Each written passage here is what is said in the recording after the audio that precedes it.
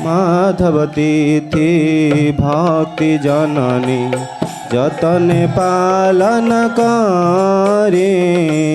माधवती थी भक्ति जननी जतन पालन करे। कृष्ण बसती बसती बोले कृष्ण।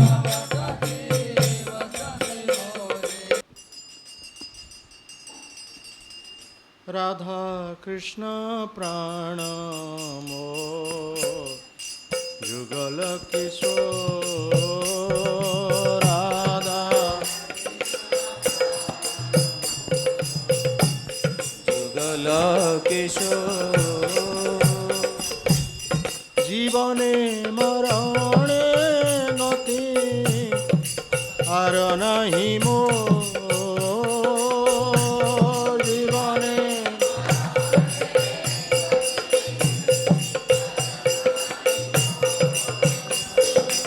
राधा कृष्ण प्राण मोर जुगल किशोर। राधा कृष्ण प्राण मोर जुगल किशोर। कालिंदीर कूड़े केड़ी कदमेर बन। कालिंदीर फूले केली कदमेर बन।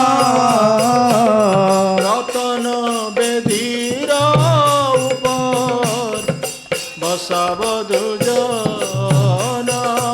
रतन बेदीर ऊपर बसावधु जन। राधा कृष्ण प्राण मोर जुगल किशोर। राधा कृष्ण प्राण मोर जुगल किशोर। श्याम गौरी अंगे दिव चंदनेर गंध। श्याम गौरी अंगे दिव चंदनेर गंध। रामर ढुलाब कबे एरिब मुख चंद्र। श्यामर रुलाभ कवे हेरिब मुख चंद्र। राधा कृष्ण प्राण मोर जुगल किशोर। राधा कृष्ण प्राण मोर जुगल किशोर। गांथिया मालतीर माला दिव दुहार गले। गांथिया माला तिर माला दिव गोर गले। अधरे तुलिया दिव कर्पूर तांबूले। अधरे तुलिया दिव कर्पूर तांबूले। राधा कृष्ण प्राण मोर जुगल किशोर। राधा कृष्ण प्राण मोर जुगल किशोर। ललिता विशाखा दी यत सखी वृंद। ललिता विशाखादि जत सखी वृंद। आज्ञाए करिब सेवा चरणरविंद। आज्ञाय करिब सेवा चरणारविंद।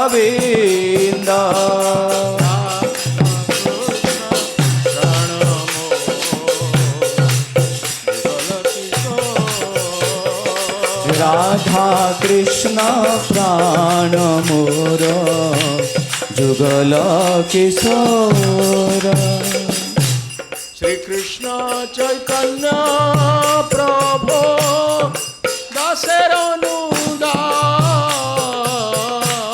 শ্রীকৃষ্ণ চৈতন্য প্রভু দাসের অনুদাস সেবা বিলাস করে নরোত্তম দাস সেবা অভিলাষ করে নরোত্তম দাস রাধা কৃষ্ণ প্রাণ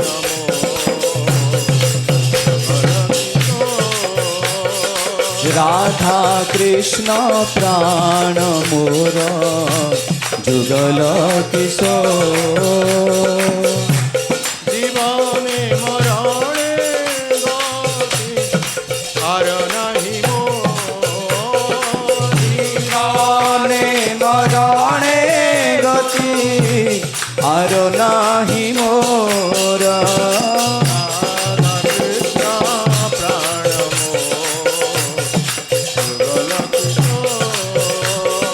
রাধা কৃষ্ণ প্রাণ মোর যুগল কিশোর হরে কৃষ্ণ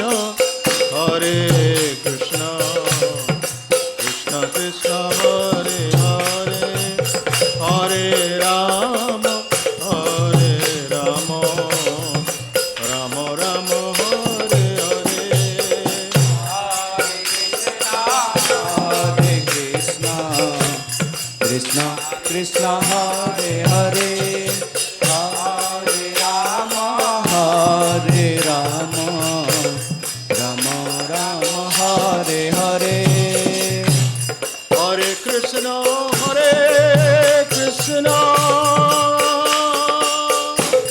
কৃষ্ণ কৃষ্ণ হরে হরে হরে রাম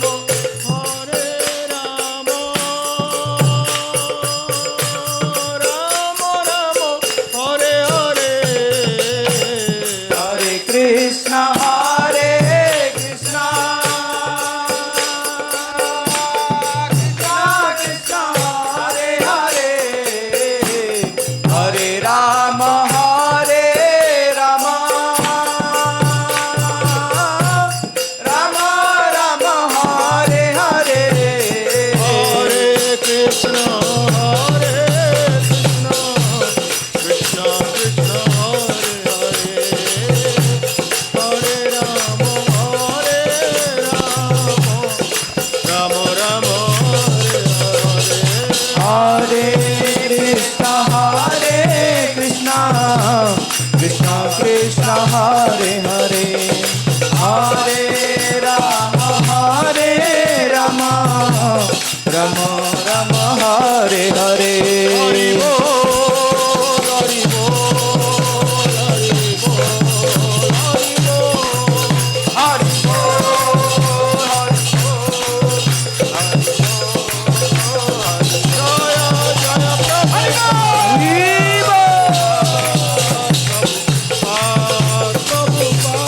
जय प्रभुपाद प्रभुपाद जय जय प्रभुपाद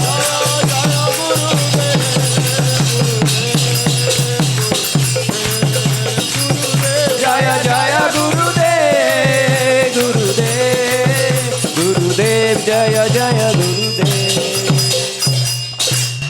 जय विष्णुपाद परमहंस परिव्राजकाचार्य श्रीमद अभय चरणारविंद भक्ति वेदांत स्वामी श्रील प्रभुपाद महाराज की जय इस्कॉन संस्थापक आचार्य श्री श्रीमद श्री भक्ति वेदांत स्वामी श्रील प्रभुपाद महाराज की जय विष्णुपाद परमहंस परिव्राजकाचार्य श्री श्रीमद भक्ति सिद्धांत सरस्वती ठाकुर श्रील प्रभुपाद की अनंत कोटि वैष्णव वृंद की नमाचार्य श्रील हरिदास ठाकुर की प्रेम से कहो श्री कृष्ण चैतन्य प्रभु नित्यानंद श्री अद्वैत गदाधर शिवासदि गौर भक्त वृंद की श्री श्री राधा कृष्ण गौर गोपीनाथ राधा कुंड श्याम कुंड गिरि गोवर्धन की जय। श्री वृंदावन धाम की जय। श्री मथुरा धाम की जय। श्री द्वारका धाम की जय। नदिया नवद्वीप धाम की जय। मायापुर चंद्रोदय मंदिर की जय। जगन्नाथ पुरुषोत्तम क्षेत्र की जय। जय जगन्नाथ बलदेव सुभद्रा माई की जय। गंगा माई की जय। जमुना माई की जय। भक्ति देवी की जय। श्रीमती तुलसी महारानी की जय। जय भवन मंगलमय हरिनाम संकीर्तन की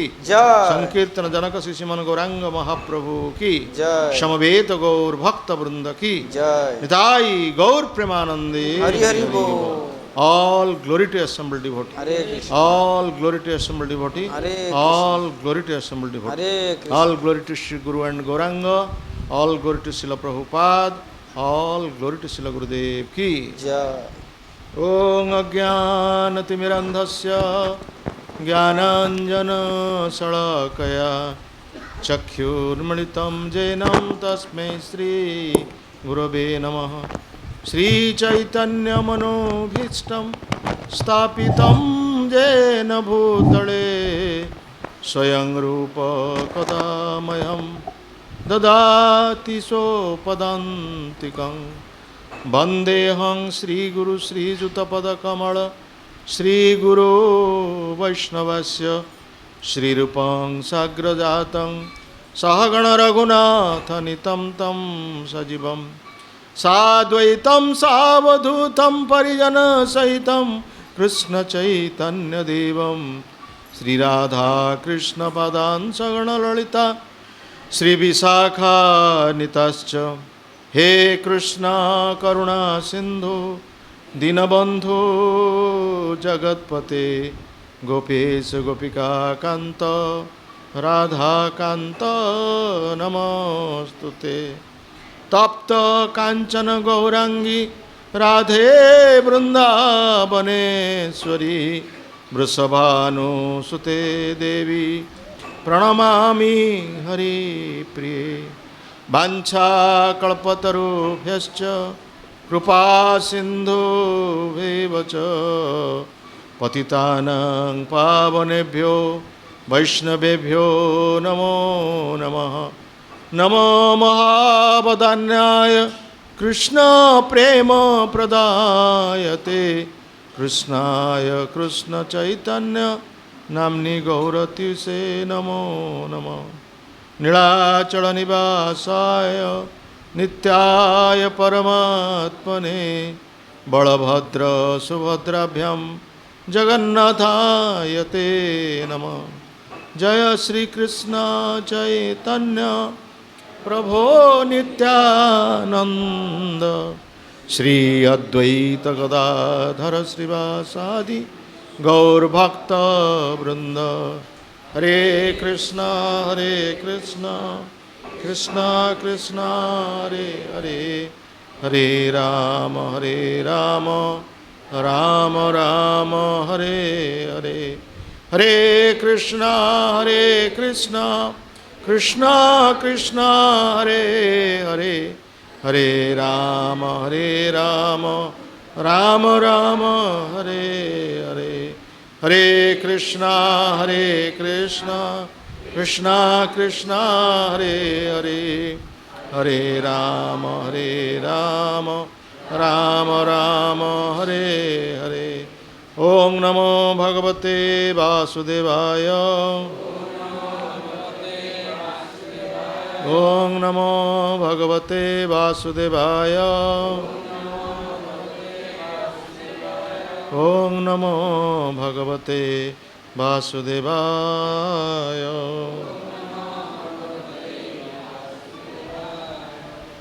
गीता बही अच्छे ना भगवद गीता बही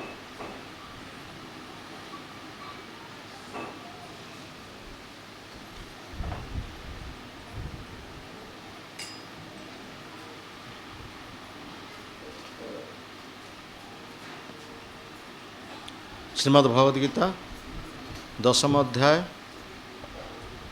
श्लोक 36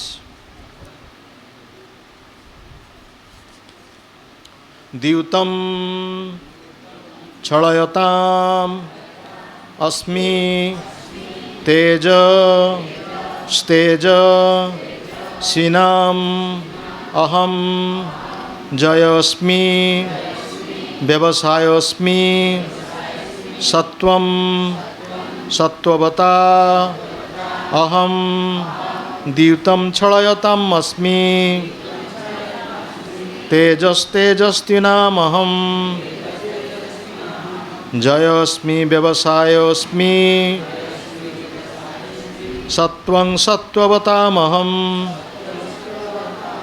द्यूतं छलयताम् अस्मि तेजस्तेजस्विनामहं जयोस्मि व्यवसायोस्मि सत्वं सत्ववतामहं। शब्दानुवाद दूतम जुआ खेल छलयताम छलनाकारी मध्यरे अस्मि अटे तेज तेज तेजस्विनाम तेजियान मानक मध्यरे अहम मु जय जय अस्मि अटे व्यवसाय साहसिक कार्य अस्मि अटे सत्वम बल सत्ववताम बलवान मानक मध्यरे अहम मु। अनुवाद छलनाकारी मानक मध्यरे मु जुआ खेल एवं तेजियान मानक मध्यरे मु तेज अटे मु विजय अटे मु दुस्साहसिक कार्य अटे एवं बलवान मानकर बल अटे। श्रील प्रभुपादଙ୍କର भावार्थ ब्रह्मांड रे अनेक प्रकार ठक बा छलनाकारी अछंती। ठकामी क्रिया मानक मध्यरे जुआ खेल प्रधान एवं सेथिपाई ताहा कृष्णकर प्रतिनिधित्व करे। परम पुरुष हिसाब रे कृष्ण जेकोसी साधारण मानव अपेक्षा अधिक धूर्त अटंती। जदि श्रीकृष्ण कौनसी व्यक्ति को ठकिबा को चेष्टा करती ताहले ए ठकामी क्रिया कहीं बड़ी पार ना। तांकर महानता एकदेशदर्शी नुहे ताहा सर्वदेशदर्शी अटे अर्थात से सबु दिगरे महान अटंती। विजयी मानक मध्यरे से विजय अटंती से तेजियान मानक मध्यरे तेज अटंती।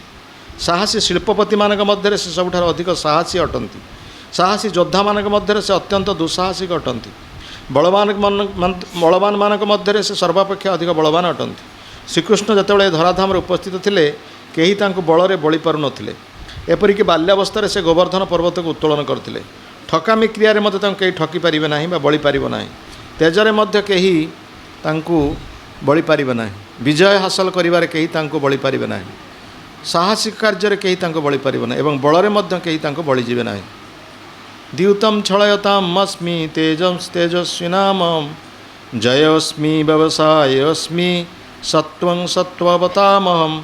छलनाकारी मानक मध्यरे मु जुआ खेल एवं तेजियान मानक मध्यरे मु तेज अटे मु विजय अटे मु दुस्साहसिक कार्य अटे एवं बलवान मानक मध्यरे मु बल अटे।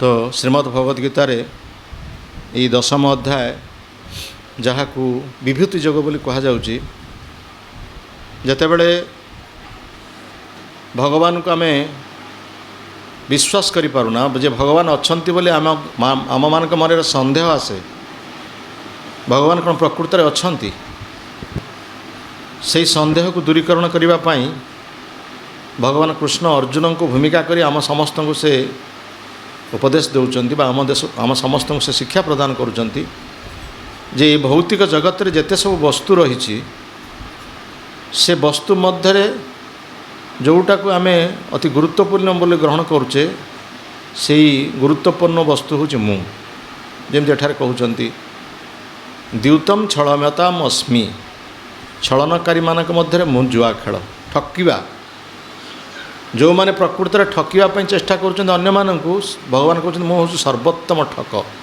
मो ठार कहीं अधिक कई ठक ना। I am supreme in all respects मु सबुथिरे उन्नत स्तर सर्वोन्नत स्तर रे अच्छे मत कहीं बड़ी जापर मु बलशाली मानक मध्य सबुठारु बलशाली शक्तिशाली तांकठारु आउ कई बलशाली ना। तेजं तेजस्विना मु शक्ति मु तेज मानक मध्य मु तेजी शिल्पपति मानक मध्य व्यवसायी मानक मध्य मु सर्वश्रेष्ठ व्यवसायी जहाँकर पत्नी होचंती लक्ष्मी तांकर धनर अभाव कौन तेणु सबु क्षेत्र रे से होचंती महियान सबु क्षेत्र रे से बलियान सबु क्षेत्र रे से उपरे अछंती तांकठार आउ के ऊपर को जाई परिबो नै। हमर कहिबार तात्पर्य होची ई जो कली जुग विशेष करी एहा को ठक आउ ठकामीर जुग बोली कहा जाउची this the age of cheaters and cheated. ये ठक अच्छा एवं बहुत लोग ठकामी पड़ुं। ठक जी से अन्य को ठकिया चेष्टा करे। आमर जो बद्ध जीवर चारिटा दोष अच्छी भ्रम, प्रमाद, विप्रलिप्सा एवं करुणापाटव। यहीटा हूँ बद्ध जीव जो मैंने बद्धावस्था भोग कर जन्म मृत्यु जरा व्याधि भितर से संग्राम कर तेणु से चारिटा दोष अच्छी। मुक्त जीव मान चार्टा दोष ना। कौन कौन से चार्टा दोष ना भ्रम। भ्रम माने अर्थात से भूल करिवे, से निश्चित भाव में भूल करिवे। भूल करवाटा हूँ आमर स्वभाव। टू एरर इज ह्यूमान बोली कहुई। भूल करवाटा साधारणतः समस्तंकर स्वभाव। आम भूल करुचे पुणी ताको संशोधन करुचे। तेणु ये गोटे हूँ दोष भ्रम। प्रमाद माया मोहित हवा। यही जगत रे आमे माने प्रकृत पक्षे मोहित हो जाऊे। माया आमको मोहित करुचे। मायाटा कौन? म्रियते अनया इति माया। जहाँ प्रकृत वस्तु नुहे ताहा आमको प्रकृत वस्तु बोली जना पड़ुची ताकू माया बोली कहा जाउची। जेमती मरीचिकार जल देखा जाउची दूररू। जड़े पथिक जितेबाला तृषार्थ होउची सेतेबाला देखा जाउची बाहर को जलर आस्तरण देखा जाउची, किंतु प्रकृत सेटे गले सेठी जल नाही। ठीक से ही भाव में ये संसार रे आमे भावुचे एठी हमको सुख मिलिबो, एठी आनंद मिलिबो, किंतु ता परिवर्ते हमको दुख एवं कष्ट मिलुची। एटा होउची माया मोहित हो। कुंती देवी मध्य तांकर गोटे श्लोक रे कहिचंदी भगवान को स्तुति रे, माया जवनिका छन्नम अज्ञम अधक्षजम अव्ययम न लक्ष्य से मूढ़दृशा नटो नाट्यधर जथा। माया हूँ गोटे परदा। माया गोटे परदा जमी नाटक जितेबाला आरंभ हुए से स्टेज रे गोटे परदा पड़ी था। परदा आरपटे बसता दर्शक, परदा एपटे था जो मैंने अभिनय करते अभिनेता। तेणु अभिनेता एवं दर्शक मान मध्य प्रतिबंधक सृष्टि करे कौन ना परदा। ठीक से ही भाव में भगवान एवं जीव मान मध्य प्रतिबंधक सृष्टि करुच्ची माया रूपक जवनिका अर्थात माया रूपक परदा। से भगवान कहते मु सबुठारे दृश्यमान हुए ना, मु समस्त को समस्ते मत देखिपारे ना, मत समस्ते जानीपारे ना। तेणु भगवान एवं जीव मान मध्य प्रतिबंधक सृष्टि करे माया रूपक परदा। ये गोटे हूँ प्रतिबंधक माया जवनिका छन्नम। तापर आउ गोटे प्रतिबंधक कौन ना आमे माने हूँ मूर्ख, आमे माने हूँ अज्ञ। अज्ञ किभली भाव में विद्वान होइचे, विज्ञ होइचे, पाठशाठ पढ़ीचे, स्कूल कॉलेज यूनिवर्सिटी डिग्री हासिल करिचे, किंतु आमे कहूचे भगवान नाहंती। भगवान होउचंती निराकार, भगवान कौन से आकार नहीं। ए प्रकार भाव में जो मैंने कहते से माने प्रकृत पक्ष अज्ञ नुहंती। आ कौन कह जाई पारे? भगवान जे समस्त जीव मान भीतर अच्छी चेतना शक्ति रूप से समस्तंकर हृदय भितर अच्छी। चेतना शक्ति थिबा हेतु आम कथा कहूचे, आम चलुचे, बुलुचे, खेलुचे, हसुचे, कीटपतंग मैंने सब क्रियाशील होती, पशुपक्षी मैंने क्रियाशील होती। ये सबूर प्रमाण हूँ भगवान।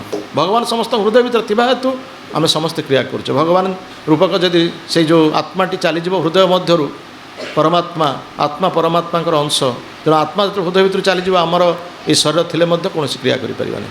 तेणु यहीटा तो हूँ गोटे प्रमाण। आउ कौन प्रमाण देखा चाहूँ भगवान अच्छा बोली? हाँ, तेणु ये मान आउ सबू आम पाचे भगवान ठार। अर्थात वायु, जो वायुटा हूँ भगवान शक्ति। निश्वास प्रश्वास आम वायु ग्रहण करुचे, जलपान करुचे, आलोक सूर्यंकर आलोक, चंद्रकर आलोक, आलोक प्राप्त होचे, भूमि प्राप्त होचे। ये सब भगवान का निचतर शक्ति। ये सब शक्ति को आम प्राप्त होचे।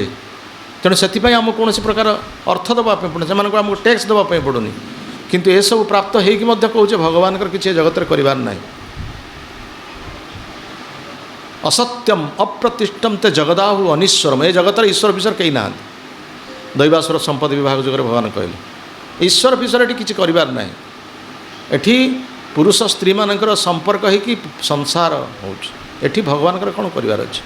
यही प्रकार कथा जो कहवा ताहले आमे माने अज्ञ नुआ मूर्ख नुआ कौन कह अज्ञम बोली कहगला। आम मानक अज्ञ बोली कहगला। जिते पाठशाठ जिते विद्वान है कौन जब भगवान अस्तित्व को आम स्वीकार करूने से हूँ सबुठ पहला नंबर मूर्ख।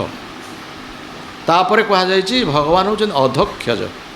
अधक्षज कहले जहाँ को आमर इंद्रियज ज्ञान ଦ୍ୱାରା ଆମେ ତାଙ୍କୁ ଜାଣିପାରିବା ନାହିଁ।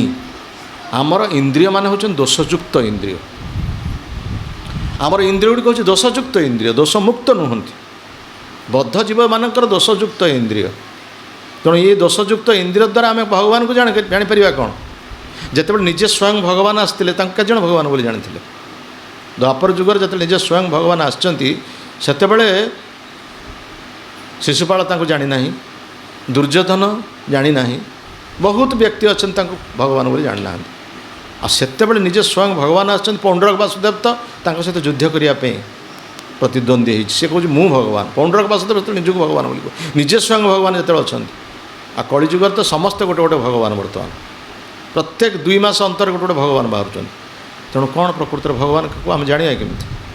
ତେଣୁ ଭଗବାନଙ୍କୁ ଆମର ନିଜର ଇନ୍ଦ୍ରିୟ ଜ୍ଞାନ ଦ୍ୱାରା ଆମେ ତାଙ୍କୁ ଜାଣିପାରିବାନି। ସେଥିପାଇଁ ସେ କହୁଛନ୍ତି ଅଧକ୍ଷଜ। ଅଧକ୍ଷଜ ମାନେ ଯାହାଙ୍କୁ ଇନ୍ଦ୍ରିୟଜ ଜ୍ଞାନ ଦ୍ୱାରା ତୁମେ ଜାଣିପାରିବ ନାହିଁ। ଇଏ ହେଉଛି ପ୍ରତିବନ୍ଧକ। ଭଗବାନଙ୍କୁ ଜାଣିବା ପାଇଁ ଇଏ ହେଉଛି ପ୍ରତିବନ୍ଧକ। ଏଇଟା ହେଉଛି ମାୟା। ତେଣୁ ମାୟା ଜବନିକାଚ୍ଛନ୍ନମ୍ ଅଜ୍ଞମ୍ ଅଧକ୍ଷଜମ୍ ଅବ୍ୟୟମ୍ ନ ଲକ୍ଷ୍ୟସ୍ୟ ମୂଢ଼ଦୃଶା।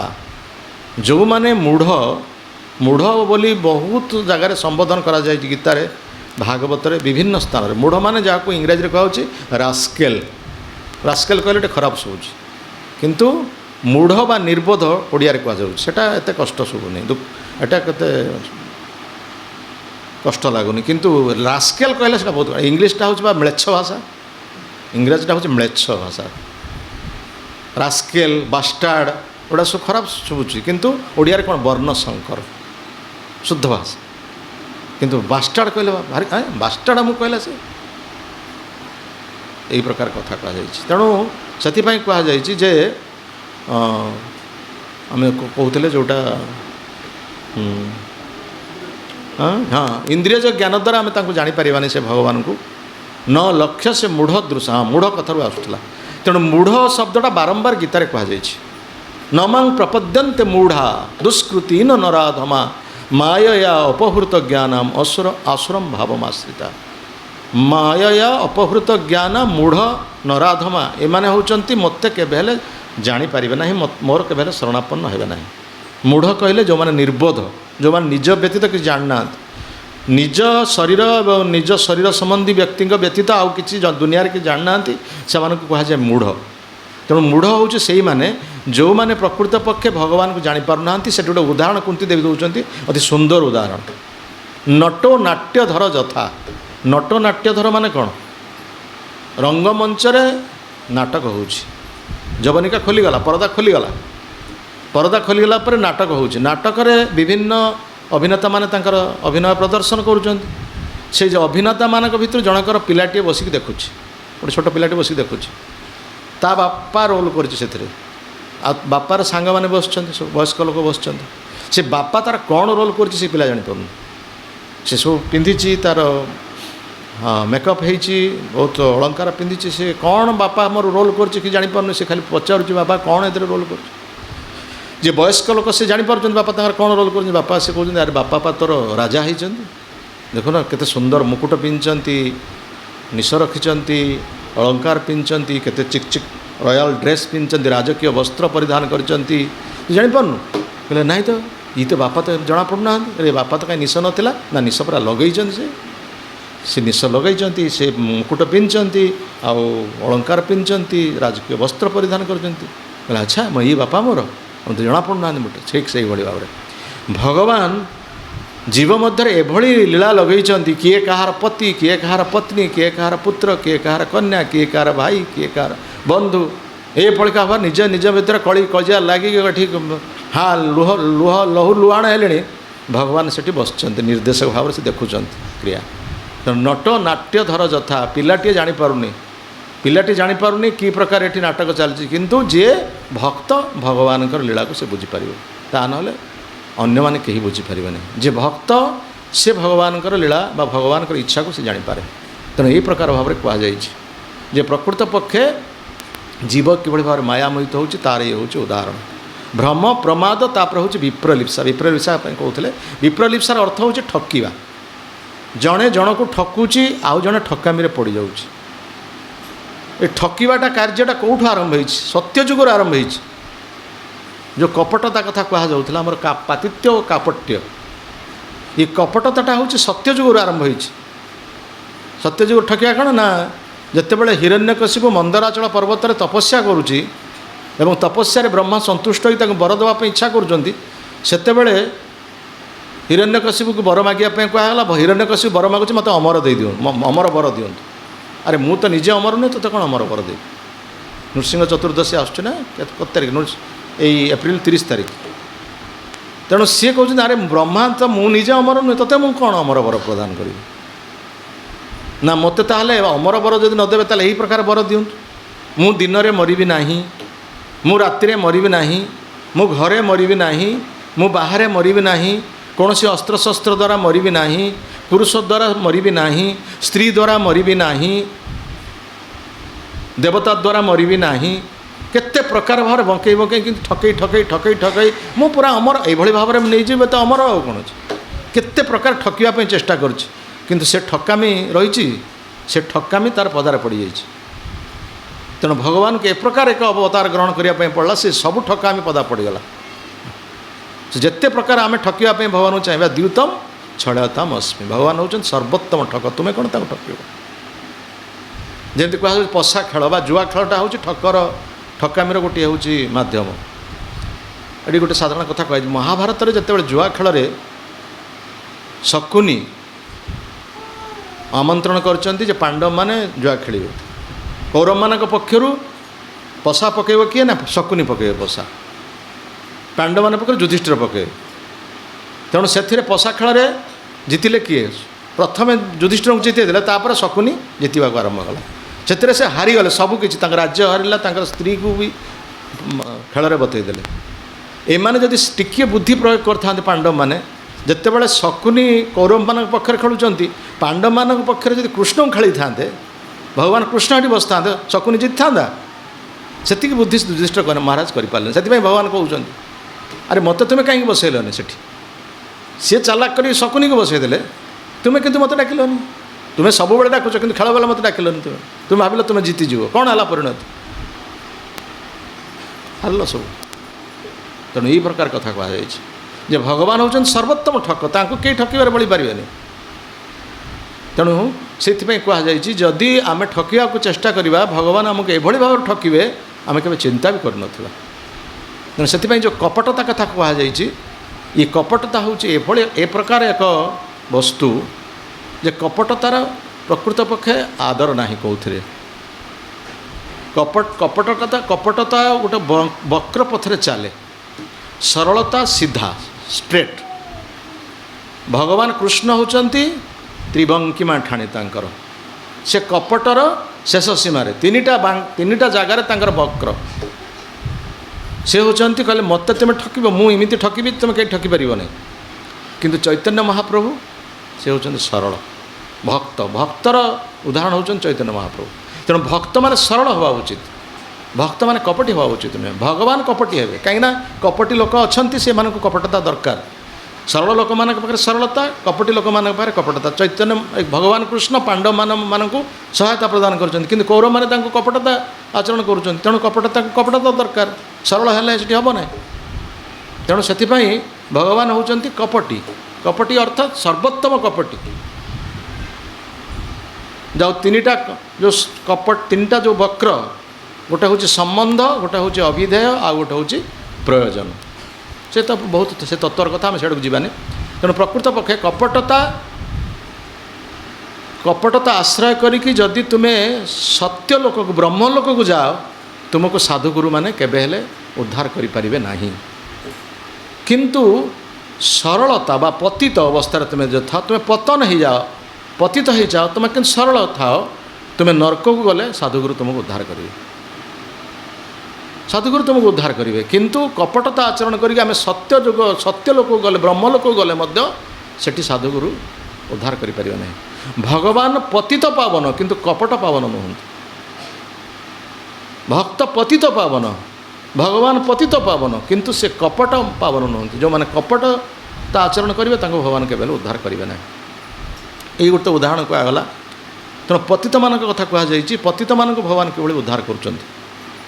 ଜଗାଇ ମାଧାଇ ଯଦିଓ ସେମାନେ ନାନା ପ୍ରକାର ପାପ ଆଚରଣ କରୁଥିଲେ କିନ୍ତୁ ସେମାନେ ସରଳ ଥିଲେ, ସେମାନେ ପତିତ ଥିଲେ, ଜାଣିନଥିଲେ ଯେ ଅଜ୍ଞତା ଦ୍ୱାରା ସେମାନେ ସବୁ ଯେଉଁ ପ୍ରକାର ପାପ କରୁଛନ୍ତି ସେମାନେ ସେ ପାପ ବିଷୟରେ ଜାଣିନଥିଲେ, ଯେ ପାପ କରିବାର ଯେଉଁ ପରିଣାମ କ'ଣ ସେ ବିଷୟରେ ଜାଣିନଥିଲେ। ସେମାନେ ଚୋରି କରୁଥିଲେ, ଡକାୟତ କରୁଥିଲେ, ସବୁ ପ୍ରକାର ପାପ କାର୍ଯ୍ୟ କରୁଥିଲେ। କିନ୍ତୁ ଚୈତନ୍ୟ ମହାପ୍ରଭୁ କହିଲେ, ଚୈତନ୍ୟ ମହାପ୍ରଭୁ ପାଖରେ ସମ୍ବାଦ ଆସି ପହଞ୍ଚିଲା ଯେ ନଦିଆରେ 2 ଜଣ ଅଛନ୍ତି ପାପୀ, ସବୁ ପ୍ରକାର ପାପ କାର୍ଯ୍ୟ ସେମାନେ ଚୋରି କରୁଛନ୍ତି, ଡକାୟତ କରୁଛନ୍ତି, ମଦ୍ୟପାନ କରୁଛନ୍ତି, ଏଭଳିକି ମର୍ଡ଼ର କରୁଛନ୍ତି, ପିଲାମାନଙ୍କୁ ମାରିକି ଗଙ୍ଗାକୁ ପକାଇ ଦେଉଛନ୍ତି। ଆଉ ରାସ୍ତାରେ ଯେତେବେଳେ ଯାଉଛନ୍ତି କେହି ତାଙ୍କ ସାହସ, କେହି ତାଙ୍କ ମାନେ ଭୟରେ କେହି ଯାଇପାରୁନାହାନ୍ତି, ରାସ୍ତାକୁ ଚାଲିପାରୁନାହାନ୍ତି। ତାଙ୍କୁ ତୁମେ ତ ଯଦି ପରିବର୍ତ୍ତନ କରିପାରିବ, ସେଇ 2 ଜଣ ବ୍ୟକ୍ତିକୁ ତୁମେ ଯଦି ପରିବର୍ତ୍ତନ କରିପାରିବ, ତାହେଲେ ଜାଣିବା ଯେ ଆମର ଯେଉଁ ନାମ ଉଚ୍ଚାରଣର ପ୍ରଭାବ ରହିଛି। ଏ ଯେଉଁ ନାମ ଆମେ ପ୍ରଚାର କରୁଛେ, ଭଗବତ ନାମ ପ୍ରଚାର କରୁଛେ, ଭଗବାନଙ୍କର ନାମ ପ୍ରଚାର କରୁଛେ, ସେ ନାମର ଶକ୍ତି ବଳରେ ଏଇ 2 ଜଣ ପାପୀ ଉଦ୍ଧାର ହେଇଗଲେ। ତେଣୁ ସେଥିପାଇଁ ନିତ୍ୟାନନ୍ଦ ପ୍ରଭୁ ଆଉ ହରିଦାସ ଠାକୁରଙ୍କୁ ମହାପ୍ରଭୁ ପଠାଇଲେ, ଯାଅ ସେମାନଙ୍କୁ କୌଣସି ପ୍ରକାର ତାଙ୍କୁ ଉଦ୍ଧାର କର। ଶୁନ ଶୁନ ନିତ୍ୟାନନ୍ଦ, ଶୁନ ହରିଦାସ, ସର୍ବତ୍ର ମାର ଆଜ୍ଞା କର ପ୍ରକାଶ, ସର୍ବତ୍ର ଆଜ୍ଞା କର ପ୍ରକାଶ। ପ୍ରତି ଘରେ ଘରେ ଯାଇ କର ଏହି ଭିକ୍ଷା, প্রতি ঘরে ঘরে যাই কর এই ভিক্ষা। বল কৃষ্ণ ভজ কৃষ্ণ কর কৃষ্ণ শিক্ষা। बोल कृष्ण भज कृष्ण कर कृष्ण शिक्षा। কৃষ্ণের সংসার কর ছাড়ি অনাচার। কৃষ্ণের সংসার কর ছাড়ি অনাচার। জীবে দয়া নামে রুচি সর্বধর্ম সার। জীবে দয়া নামে রুচি সর্বধর্ম সার। চৈতন্য মহাপ্রভু এইভাবে আদেশ দিয়ে নিত্যানন্দ প্রভু এবং হরিদাস ঠাকুরଙ୍କୁ পঠাইলে। নিত্যানন্দ প্রভু হরিদাস ঠাকুর ଆସୁଛନ୍ତି ନଦିଆର ଦାଣ୍ଡରେ, ଦେଖିଲେ 2 ମଦ୍ୟପ, ଏମାନେ ମଦ୍ୟପାନ କରି ଉନ୍ମତ୍ତ ହେଇକି ରାସ୍ତାରେ ଚାଲୁଛନ୍ତି।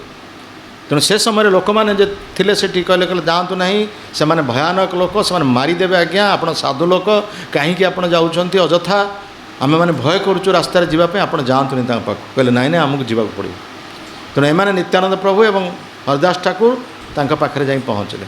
ପହଞ୍ଚିକି କହୁଛନ୍ତି ଆଜ୍ଞା ଆରେ ବାବୁ ତୁମେ ଟିକେ ହରିନାମ କର, ତୁମେ କାହିଁକି ଏଭଳି ମଦ୍ୟପାନ କରି ଉନ୍ମତ୍ତ ହେଉଛ, ଟିକେ ହରିନାମ କର। ସେଇଠୁ ଏମାନେ ଆଶ୍ଚର୍ଯ୍ୟ ହେଇଗଲେ, କହିଲେ ଆରେ ଆମ ଆଗକୁ କେହି ଆସିକି ଲୋକ କଥା କହିବାକୁ ସାହସ କରନ୍ତି ନାହିଁ, ଇଏ 2ଟା କିଏ? ହଁ ଇଏ 2ଟା କିଏ ଆସିକି ଆମ ଆଗରେ କ'ଣ କଥାବାର୍ତ୍ତା କଲେଣି? ସେଠୁ ଗୋଡ଼େଇଲେ ସେ 2 ଜଣଙ୍କୁ, ଏଭଳି ଭାବରେ ଗୋଡ଼େଇଲେ ଯେ ଏମାନେ ଦୌଡ଼ି ଦୌଡ଼ି ହାଲିଆ ହେଇକି ଶେଷରେ ପହଞ୍ଚିଲେ କେଉଁଠି ନା ମହାପ୍ରଭୁଙ୍କର ଯେଉଁ ଶ୍ରୀବାସ ପଣ୍ଡିତଙ୍କ ଘରେ ପଶିଗଲେ ତା ଭିତରେ। ଏତେ ଭୟାତାର ହେଇ ମାନେ ଏମିତି ଭାବରେ ଗୋଡ଼େଇଛନ୍ତି, କହିଲେ ମାରିଦେବେ ଇଏ ତାକୁ। ତେଣୁ ସେମାନେ 2 ଜଣ ଭୟରେ ପଶିଗଲେ। ନିତ୍ୟାନନ୍ଦ ପ୍ରଭୁ ହରିଦାସ ଠାକୁର ମହାପ୍ରଭୁଙ୍କ ପାଖରେ ପହଞ୍ଚିଗଲେ ଯାଇ। ସେଠୁ କହିଲେ ଆଜ୍ଞା ଆପଣ ଏଭଳି ଲୋକଙ୍କ ପାଖକୁ ପଠାଇଲେ, ଆଜି ଆମକୁ ମାରି ଦେଇଥାନ୍ତେ ସେମାନେ, ଆଉ ସିଏ ପୁଣି ତାଙ୍କୁ ଆମେ କ'ଣ ପରିବର୍ତ୍ତନ କରିବା? ସେଠୁ ମହାପ୍ରଭୁ କହିଲେ ଦେଖ ତୁମକୁ ଦର୍ଶନ କଲା ଫଳରେ ସେମାନେ ପରିବର୍ତ୍ତନ ନିଶ୍ଚିତ ଭାବରେ ହେବେ, ଆଉ ପରିବର୍ତ୍ତନ ହେବା ଆରମ୍ଭ ସେମାନେ କଲେଣି। ପୁଣି ଯାଅ ଆଉ ଥରେ ତାଙ୍କ ପାଖକୁ, ଆଉ ଥରେ ତାଙ୍କ ପାଖକୁ ଯାଅ, ଏଇଥର ନିଶ୍ଚିତ ଭାବରେ ସେମାନେ ପରିବର୍ତ୍ତନ, ତୁମକୁ ଦର୍ଶନ କଲା ପରେ ସେମାନେ ନିଶ୍ଚିତ ଭାବରେ ପରିବର୍ତ୍ତନ ହେବେ। ଯାହା କୁହାଯାଇଛି ଗଙ୍ଗାର ପରଶ ହେଲେ ପଶ୍ଚାତେ ପାବନ, ଦର୍ଶନେ ପବିତ୍ର କର ଏ ତୁମାର ଗୁଣ। ସାଧୁମାନଙ୍କ ଦର୍ଶନ ମାତ୍ରକେ ଜୀବ ପବିତ୍ର ହେବ, ଆଉ ଜୀବ ଉଦ୍ଧାର ହେବ। ତେଣୁ ତୁମେ ଯାଅ ଆଉ ଥରେ। କହିଲେ ଆଜ୍ଞା ଆପଣ ଏମିତି ଯାଉଛନ୍ତି, କହୁଛନ୍ତି ମାନେ ମାରିଦେବେ, ଆମ ଜୀବନ ଚାଲିଯିବ ଆଜ୍ଞା ତା ପାଖକୁ। ନା ନା ଏଇଥର ଜୀବ ନିଶ୍ଚିତ ଭାବରେ ଉଦ୍ଧାର ହେବ। ତେଣୁ ତାପରେ ପୁଣି ନିତ୍ୟାନନ୍ଦ ପ୍ରଭୁ ହରିଦାସ ଠାକୁର ପୁଣି ତା ପରଦିନ ରାସ୍ତାରେ ସେମାନେ ସେଇ ଯେତେବେଳେ ମଦ୍ୟପମାନେ ମଦ୍ୟପାନ କରି ଆସୁଛନ୍ତି ସେଇ ରାସ୍ତାରେ ସେମାନେ ଯାଉଛନ୍ତି। ତେଣୁ ନିତ୍ୟାନନ୍ଦ ପ୍ରଭୁ ଆଉ ସାହସ ସଞ୍ଚୟ କରି ତାଙ୍କୁ ମାଧାଇକି କହିଲେ ଆରେ ମାଧାଇ ତୁ ବହୁତ ମଦ୍ୟପାନ କଲୁଣି, ବହୁତ ପାପକର୍ମ କଲୁଣି, ଟିକିଏ ଅନ୍ତତଃ ପକ୍ଷେ ଟିକେ ହରିନାମ କର। टिके हरिनाम कर, टिके हरिनाम उच्चारण कर। सेठू माधाई कहला कौन है मत ये पाठ पढ़ाऊँ, ये पाठ पढ़ाऊँ, आम समस्त पाठ पढ़ू, ये आमको पाठ पढ़ेला।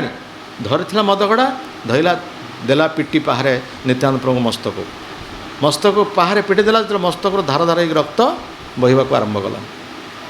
धार धार मस्तक रहा बहवा पर नित्यानंद प्रभु पाद पाखे बस कहले अरे माधाई तू मारिलु भल कलु, आहरी मार जिते इच्छा मारिबा कथा मार, किंतु थरे तू कृष्ण नाम उच्चारण कर। माड़ खाया प्रेम दिया एमन प्रभु कथाए अच्छे। माड़ खाई कि प्रेम दबा प्रभु एपड़ी प्रभु किए अच्छे? नित्यानंद प्रभु महाप्रभु ठार आहरी बदान्य अवतार। तेणु माड़ खाई आहरी प्रेम देवाई इच्छा। एक कथा देखिक हरिदास ठाकुर रक्त बहवा देखिए सांगे सांगे महाप्रभु पाखे पहुँचले। महाप्रभु पाखे कहले देखो नित्यानंद प्रभु को आघात है, मथा फाटिक रक्त धारा धारा बहुत आप शीघ्र आसन। महाप्रभु कहले कौन है? नित्यानंद प्रभु पर आघात कला। कि से आघात कला? हाँ ना आज्ञा से माधाई आघात करूँ। महाप्रभु संगे संगे दौड़ी दौड़ी आसिले। कहाँती कहाँती से पापी, कहीं से पापी? सुदर्शन सुदर्शन आह्वान करके आसिक पहुँचीगले स्थान जो आघात होता नित्यानंद प्रभु। कहला कौन है? ये पुणी मो नित्यानंद को आघात कर सुदर्शन सुदर्शन कर आह्वान कले। सुदर्शन चक्र सियाड़ू आसूँ। ये दुई जन भयभीत हो गले। जगाई माधाई भयभीत है। जगाई आसिक पाद तले पड़गले।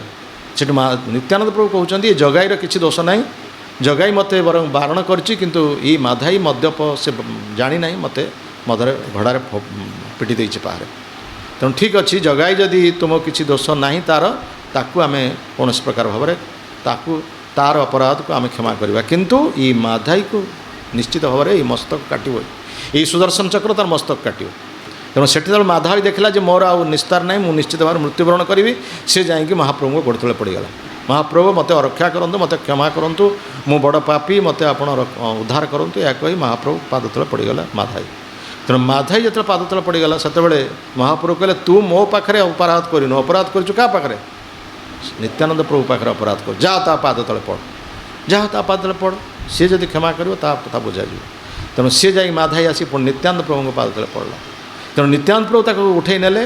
उठे नहीं कहले नित्यानंद प्रभु जा महाप्रभु निकट में अली कले। कहले देखंतु माधाई प्रकृत पापी, से जानी नहीं पाप करिछि, किंतु तार समस्त पाप को मते प्रदान करंतु। मोर जदि किछि पुण्य संचित होता है मु ताकु प्रदान करुछि, आउ ताकु आपण उद्धार करंतु। देखंतु एई प्रकार उदार नित्यानंद प्रभु कहले मोर जदि किछि पाप अछि ना, मोर जदि किछि पुण्य अछि ताकु प्रदान करंतु, तार पापटा को मु ग्रहण करिवि। से पाप प्रतिक्रिया पे मु जन्म जन्मांतर दुख भोग करिवि, किंतु ताकु आपण उद्धार करंतु। सेठु महाप्रभु कहले ठीक अच्छे तुम पाई आज आम ये दुई व्यक्ति को उद्धार करूँ, किंतु आम उद्धार करूँ गोटे सर्त से मैंने आज आउ कौन प्रकार पापकर्म करेंगे ना। ना द्यूत क्रीड़ा, ना अवैध स्त्रीसंग, ना मद्यपान, ना निशाद्रव्य सेवन बा आमिष भक्षण, ये सब कार्य संपूर्ण भाव में बंद आज। आउ से समस्ते आमर भक्त मान सम्मुखें से शपथ करेंगे आज।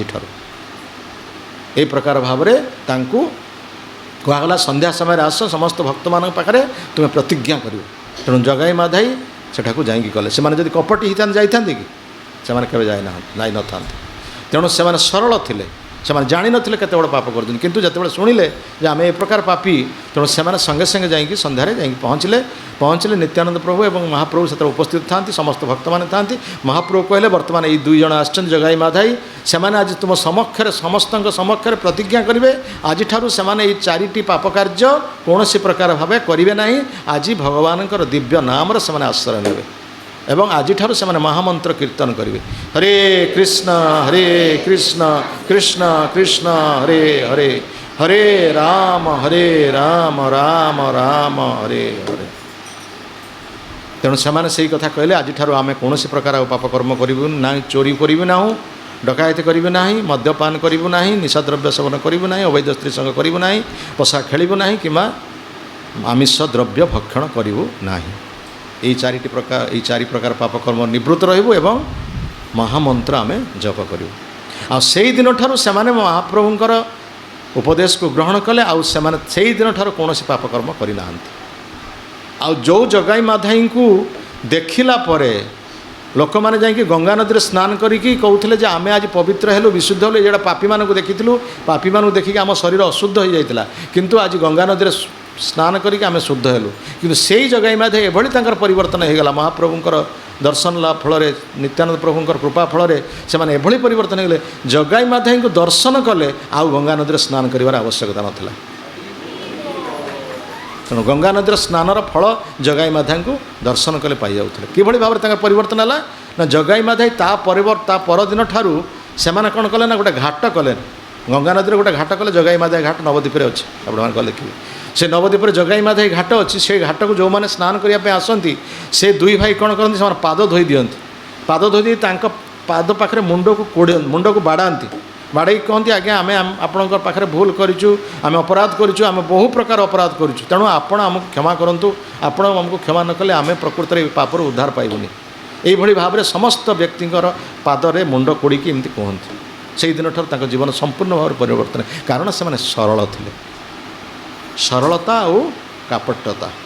ସରଳ, ଯିଏ ପତିତ ଯିଏ ସରଳ, ଧରନ୍ତୁ ପତନ ହେଇଯାଇଛି ଜାଣିନି, କିନ୍ତୁ ସେ ସରଳ। ତେଣୁ ସରଳତାର ଅପର ନାମ ହେଉଛି ବୈଷ୍ଣବତା। ସରଳତାର ଅର୍ଥ ସତ୍ୟବାଦୀ, ସ୍ପଷ୍ଟବାଦୀ, ସତ୍ୟ କଥା କୁହ। ଗୋଟିଏ ସତ୍ୟକୁ ଲୁଚିବା ପାଇଁ ଆମେ ହଜାରେ ମିଛ କଥା କହୁଛୁ। ଶିଶୁ ସୁଲଭ ସରଳତା, ଛୋଟ ପିଲାମାନେ ସରଳ, କାରଣ ଛୋଟ ପିଲାମାନେ ଜାଣିନାହାନ୍ତି ମିଛ କ'ଣ, ତେଣୁ ସେମାନଙ୍କୁ ପଚାରିଲେ ସେମାନେ ସତ କଥା କହିଦେବେ, କିନ୍ତୁ ଆଜି ପିଲାମାନେ ମିଛ କଥା କହୁଛନ୍ତି। ପିଲାମାନେ ଆଜିକାଲି ମିଛ କଥା ବି କହିଲେଣି, ଛୋଟ ପିଲାମାନେ ମିଛ କଥା କହୁଛନ୍ତି। ବାପା କହିଥିବେ ଯେ ଆସିଲେ ତୁ କହିବୁ ବାପା ନାହାନ୍ତି, ସେଠୁ ସେ ଛୋଟ ପିଲା ଜଣେ କିଏ ଆସି ପଚାରିବେ ବାପା ଅଛନ୍ତି ନା, ବାପା ପରା କହିଲେ ନାହାନ୍ତି ବୋଲି, ବାପା କହିଛନ୍ତି ନାହାନ୍ତି, ସିଏ ଭାବିବେ କ'ଣ ବାପା ତ ଅଛନ୍ତି ଆ ଭିତରେ, ସେ କହିଦେବ ସତ କଥା। ଏଇ ପ୍ରସଙ୍ଗରେ ଗୋଟେ କଥା କହିବା ଯେ ଗୌତମ ଋଷି ସେ ସବୁ ଶିଷ୍ୟମାନଙ୍କୁ ଯେଉଁମାନଙ୍କୁ ସେ ତାଙ୍କର ଗୁରୁକୁଳରେ ରଖୁଥିଲେ, ସେମାନେ ସବୁ ବ୍ରାହ୍ମଣମାନଙ୍କୁ ସେ ଗୁରୁକୁଳରେ ତାଙ୍କୁ ଶିକ୍ଷା ଦେଉଥିଲେ। ଗୋଟେ ପିଲାଟେ ଆସିକି ପହଞ୍ଚିଲା, ସେଠୁ ସେ ପିଲାକୁ ପଚାରିଲେ ଗୌତମ ଋଷି ତୋର ଗୋତ୍ର କ'ଣ, ତୁ ବ୍ରାହ୍ମଣ କି ନୁହେଁ? କହିଲେ ମୁଁ ଜାଣିନି ମୁଁ ବ୍ରାହ୍ମଣ କି ମୋର ଗୋତ୍ର କ'ଣ। କହିଲେ ଯା ତୋ ବାପାକୁ ପଚାରି ଆସିବୁ। ଯା। କହିଲେ ମୁଁ ତ ବାପାଙ୍କୁ ମୁଁ ଦେଖିନି, ମୋ ବାପାଙ୍କୁ ଜାଣିନି। କହିଲେ ଯା ତୋ ମାଆକୁ ପଚାର। ତେଣୁ ସେଇଠୁ ସେ ଗଲା ତା ମାଆକୁ ପଚାରିଲା, କହିଲେ ମୁଁ ଯାଇଥିଲି ଗୁରୁଙ୍କ ପାଖକୁ, ସିଏ ମୋତେ ପଚାରିଲେ ମୋର ଗୋତ୍ର କ'ଣ, ମୋର ପିତା କିଏ, ତୁମେ କୁହ।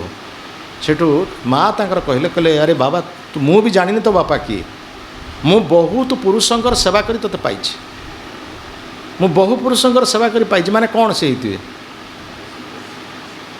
ପ୍ରସ୍ ବା ବେଶ୍ୟା, ତେଣୁ ମୁଁ କହିପାରିବିନି ତୋର ବାପା କିଏ। ସେଠୁ ଇଏ କଥା ଶୁଣିଲା, ପୁଅଟି ଶୁଣିକି କହିଲା, ଯାଇକି ଗୁରୁଙ୍କ ପାଖରେ ପହଞ୍ଚିଲା। ସେଠୁ ଗୁରୁ ପଚାରିଲେ କ'ଣ ତୋର ଗୋତ୍ର କ'ଣ ନା ତୋ ବାପା କିଏ? କହିଲେ ମୁଁ ମାଆଙ୍କୁ ପଚାରିଲି, ମାଆ କହିଲେ ମୋର ବାପା କିଏ ବି ମାଆ ଜାଣିନାହାନ୍ତି, ସେ କହିଲେ ବହୁ ପୁରୁଷଙ୍କର ସେବା କରି ସେ ମୋତେ ପାଇଛନ୍ତି। ସେଠୁ ଗୌତମ କହିଲେ ତୁ ହେଉଛୁ ପ୍ରକୃତରେ ବ୍ରାହ୍ମଣ, କାରଣ ବ୍ରାହ୍ମଣ ଯିଏ ସ୍ପଷ୍ଟ କଥା କୁହେ, ସତ୍ୟ କଥା କୁହେ, ଆର୍ଜବମ୍ ସରଳତା। ଯେଉଁ 9ଟା ଗୁଣ ରହିଛି ବ୍ରାହ୍ମଣର, ସେଥିରେ ଗୋଟେ ଗୁଣ ରହିଛି ଆର୍ଜବମ୍। ସମ ଦମ ତପ ଶୌଚ କ୍ଷାନ୍ତି ଆର୍ଜବମ୍ ଏବଚ ଜ୍ଞାନ ବିଜ୍ଞାନ ଆସ୍ତିକ୍ୟ ବ୍ରହ୍ମ କର୍ମ ସ୍ୱଭାବଜମ୍। 9ଟା ଯେଉଁ ଗୁଣ ରହିଛି ସେଥିମଧ୍ୟରେ ଗୋଟେ ସରଳତା ହେଉଛି ଗୋଟିଏ ଗୁଣ। ସେ ସରଳତା ଅର୍ଥ ସ୍ପଷ୍ଟବାଦୀ ବା ସତ୍ୟତା। ତେଣୁ ଯେତେଦିନ ପର୍ଯ୍ୟନ୍ତ ସ୍ପଷ୍ଟବାଦୀ ତୁମେ, ସେତେଦିନ ପର୍ଯ୍ୟନ୍ତ ତୁମେ ସରଳ। ଯେତେଦିନ ପର୍ଯ୍ୟନ୍ତ ତୁମର ମିଥ୍ୟା ଆଚରଣ କଲ, କପଟତା ଆଚରଣ କଲ, ସେଦିନ ସେ କପଟତାର ଆଉ ଆଦର ନାହିଁ।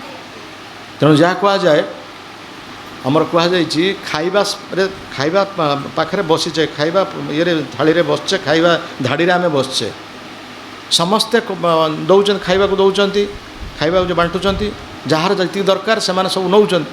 ଜଣଙ୍କର ଅଧିକ ଖାଇବାର ଆବଶ୍ୟକତା ଅଛି, ସେ କିନ୍ତୁ କହୁଛି ନା ନା ମୋର ଏତିକି ଦରକାର, ମୋର ଏତିକି ହେଲେ ହେଇଯିବ, କିନ୍ତୁ ଭିତରେ ଅଛି ଭୋକ, ଭିତରେ ଅଧିକ ଖାଇବା ପାଇଁ ଇଚ୍ଛା, କିନ୍ତୁ ନା ନା ମୋର ଏତିକି ହେଲେ ହେଇଯିବ, ମୋର ଦରକାର ନାହିଁ। ସେମିତି ସ୍କୁଲ ଶିକ୍ଷକ ପିଲାଙ୍କୁ ପାଠ ପଢ଼ାଉଛନ୍ତି, ଅଧିକାଂଶ ପିଲା ବୁଝିପାରୁଛନ୍ତି, କିନ୍ତୁ ଗୋଟେ ପିଲା ବୁଝିପାରୁନାହାନ୍ତି। ସେମାନେ ଯେଉଁ ବୁଝିବା ପିଲା ସେମାନେ କହୁଛନ୍ତି ହଁ, ଯେ ନ ବୁଝିବା ପିଲା କହୁଛନ୍ତି ହଁ ଆଜ୍ଞା ମୁଁ ବୁଝୁଛି, ମିଛରେ। ତାର ତୁମେ ବୁଝିପାରୁନ, ତୁମେ କୁହ ନା ଆମେ ବୁଝିପାରୁନୁ, ନା ଏମାନଙ୍କ ଆଗରେ କହିଲେ ଆମକୁ କାଢ଼େ ଶିକ୍ଷକ ବିରକ୍ତ କହିଲେ ସମସ୍ତେ ବୁଝିପାରୁନ, ତୁମେ ବୁଝିପାରୁନ, କିନ୍ତୁ ମିଥ୍ୟା କଥା କହିବାକୁ ପଡ଼ୁଛି। ମିଥ୍ୟା କଥା କହିବାର କ'ଣ ଆବଶ୍ୟକତା, ତୁମେ ବୁଝିପାରୁନ କୁହ। ସେମିତି ଆମ ଗୁରୁଦେବ କହନ୍ତି, ନାଚତେ ବସେ ଘୋମଟା ଟାଣିଲେ କି হবে। ମଙ୍ଗଳାର ଗୋଟେ କଥା କୁହାଯାଇଛି, ନାଚତେ ବସେ, ନାଚିବାକୁ ଆସିଛ, ନୃତ୍ୟ କରିବାକୁ ଆସିଛ, ଓଢ଼ଣା ଟାଣିବ ଯଦି ତୁମ ନୃତ୍ୟ କିଏ ଦେଖିବ? ଆରେ ତୁମ ମୁହଁଟାକୁ ଦେଖିଲେ ସିନା ଦେଖିବେ ଜଣେ ହଁ ନର୍ତ୍ତକୀଟେ ନୃତ୍ୟ କରୁଛି। ତୁମେ ଷ୍ଟେଜ୍କୁ ଆସିବ, ଲାଜ କରିବ ଯେ ଯିଏ ନାଚୁଆ ଯିଏ ସବୁଠାରୁ ବେହିଆ ସିଏ, ଯିଏ ନୃତ୍ୟ କରେ ବା ଯିଏ ଅଭିନୟ ପ୍ରଦର୍ଶନ କରେ ସବୁଠାରୁ ବେହିଆ ନହେଲେ ଜଣେ ନୃତ୍ୟ କରିପାରିବନି। ଏ ଯେଉଁ କମେଡ଼ି କରୁଛନ୍ତି, ଝିଅର ସ୍ତ୍ରୀ ରୋଲ୍ କରୁଛନ୍ତି, ପୁରୁଷ ଲୋକ ସ୍ତ୍ରୀ ଲୋକର ରୋଲ୍ କରୁଛନ୍ତି, ଭିଲିଆନ୍ର ରୋଲ୍ କରୁଛନ୍ତି, ଏମାନେ ସବୁ ବେହିଆ ନୁହେଁ ତ ଆଉ କ'ଣ? ତେଣୁ ନାଚିବାକୁ ଆସି ଯଦି ଘଣ୍ଟା ଟାଣିଲ, ଯଦି ଓଢ଼ଣା ଟାଣିବ, ତାହେଲେ କି ପ୍ରକାର ନର୍ତ୍ତକ ତୁମେ କରିବ, କି ନୃତ୍ୟ କରିବ ସେମିତି? ତେଣୁ ସେଥିପାଇଁ କୁହାଯାଏ ତୁମେ ସ୍ପଷ୍ଟବାଦୀ ହୁଅ, ତୁମେ ସରଳ ହୁଅ, ସରଳତା ଅଥ ବୈଷ୍ଣବତା। ଭକ୍ତି ସିଦ୍ଧାନ୍ତ ସରସ୍ୱତୀ ଠାକୁର କହିଛନ୍ତି ଶିଶୁ ଭଳି ସରଳ ହୁଅ, ପଶୁପକ୍ଷୀ କୀଟଜନିରେ ରହିବା ବରଂ ଭଲ, କିନ୍ତୁ ବୈଷ୍ଣବ ହେଇକି ତୁମେ କପଟ ଆଚରଣ କର ନାହିଁ। କାରଣ ବୈଷ୍ଣବମାନଙ୍କ ଠାରୁ ସାଧାରଣ ଲୋକମାନେ ଶିକ୍ଷା କରିବେ। ଯଦି ବୈଷ୍ଣବ ଯଦି କପଟତାର ଆଶ୍ରୟ ନେବ ତାହେଲେ ଲୋକମାନେ କ'ଣ? ଲୋକମାନେ ତ ସାଧାରଣତଃ ଅଛନ୍ତି, ଯାହା କୁହାଯାଏ ଶୁକ୍ଳ ବସ୍ତ୍ରେ ମସି ବିନ୍ଦୁ ଯେଇଛେ ନାଲୁ କାୟ, ସନ୍ନ୍ୟାସୀର ଅଳ୍ପ ଛିଦ୍ର ସବୁ ଲୋକ ଗାଏ। କଳା ବସ୍ତ୍ର ଜଣେ ପିନ୍ଧିଛି, ତା ଭିତରେ ଯଦି କଳା ଠୋପାଟେ ପଡ଼ିଗଲା ତାକୁ କେହି ଦେଖିବେନି, କାରଣ କଳା ବସ୍ତ୍ରରେ କଳା ଠୋପା ମିଶିଯିବ ତା ଭିତରେ। କିନ୍ତୁ ଧଳା ବସ୍ତ୍ର ଭିତରେ ଗୋଟେ ଯଦି କଳା ଠିପା ପଡ଼ିଯାଏ ତାହେଲେ ସାଙ୍ଗେ ସାଙ୍ଗେ ସେଇଟା ଦେଖାଯିବ। ଧଳା ବସ୍ତ୍ର ଭିତରେ ଗୋଟେ କଳା ଠୋପା, ସେଇଟା ଆଗକୁ ଦେଖାହେବ। ସନ୍ନ୍ୟାସୀର ଅଳ୍ପ ଛିଦ୍ର ସର୍ବଲୋକ ଗାଏ। ତେଣୁ ସନ୍ନ୍ୟାସୀ ହେଇକି ଯଦି କୌଣସି ପ୍ରକାର ତାଙ୍କ ନାଁରେ ଯଦି ପାପର କଥା ଆସିଲା, ତେଣୁ ସବୁ ଲୋକ କହିବେ ଏଇଟା ସନ୍ନ୍ୟାସୀ, ସିଏ କ'ଣ ଏ ପ୍ରକାର କାର୍ଯ୍ୟ କରୁଛନ୍ତି। ତେଣୁ ସେଥିପାଇଁ ବୈଷ୍ଣବକୁ କୁହାଯାଏ ସାବଧାନ। ତେଣୁ ସେ କୌଣସି ପ୍ରକାର ଭାବରେ ପାପକର୍ମରେ ନିଯୁକ୍ତ ହେବେ ନାହିଁ। ତେଣୁ ଶିଶୁ ସୁଲଭ ସରଳତା, ବୈଷ୍ଣବ ଯେଉଁ ସ୍ପଷ୍ଟବାଦୀ ସେ କପଟତା ଆଚରଣ କରିବା ଉଚିତ ନୁହେଁ। ତେଣୁ ଯିଏ ସରଳ ସିଏ ହେଉଛନ୍ତି ଶୁଦ୍ଧ।